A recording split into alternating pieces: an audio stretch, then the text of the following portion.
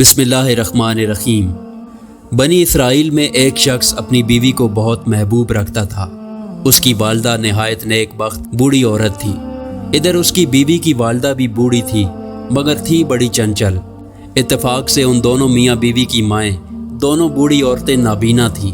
उसकी बीवी की माँ अपनी आदत के मुताबिक अपनी बेटी यानी उस शख्स की बीवी को बहकाती और उकसाती रहती थी, जिससे आए दिन सास बहू में सख्त झगड़ा रहता था।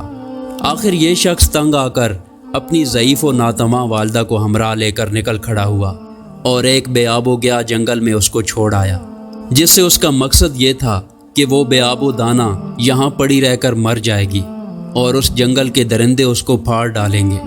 चुनाचे जब वो शख्स अपनी उस साबरा और ज़ईफ़ माँ को उस कसम पुरसी की हालत में छोड़कर चला और उसको जंगल के दरिंदों ने आ घेरा, तो अल्लाह ताला की जानिब से एक फ़रिश्ते ने उसके पास आकर दरियाफ़्त किया, बड़ी बी, ये जो आवाज़ें आ रही हैं कैसी हैं? ज़ईफ़ा ने जवाब दिया, बहुत अच्छी आवाज़ें हैं, ऊँट गाय बकरियाँ बोल रही हैं।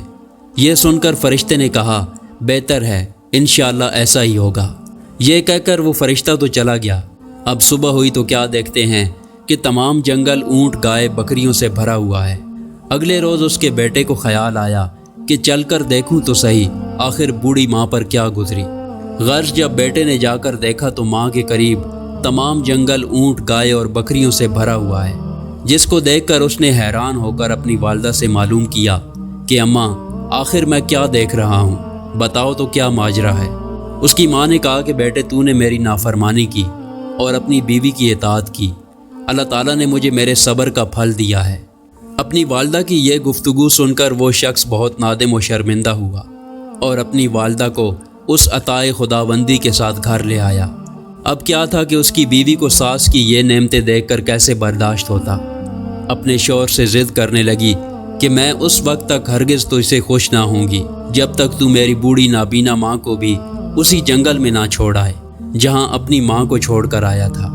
मजबूरन वो शख्स अपनी बीवी की माँ को भी वहीं ले जाकर छोड़ आया।